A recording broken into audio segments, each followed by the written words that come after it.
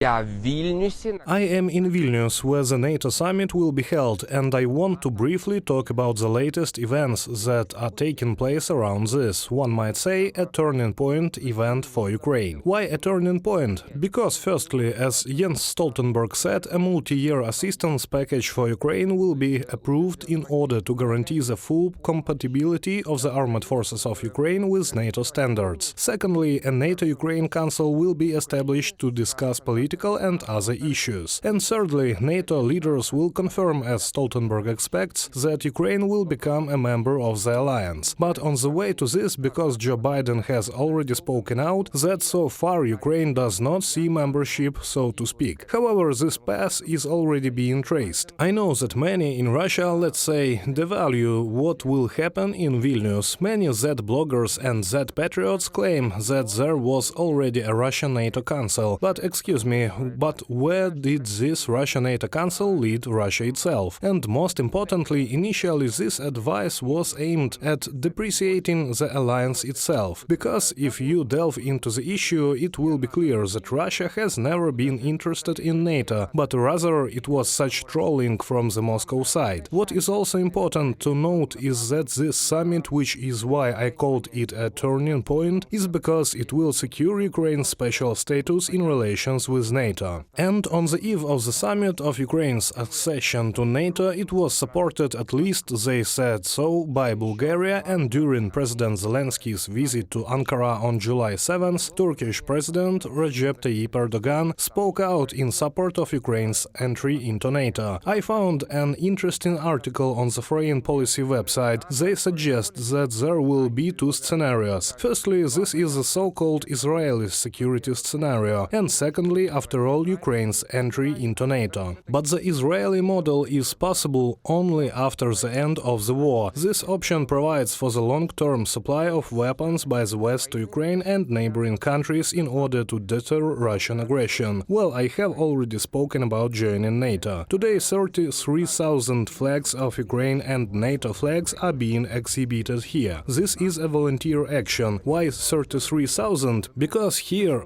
they are sure that Ukraine will become the 33rd member of NATO.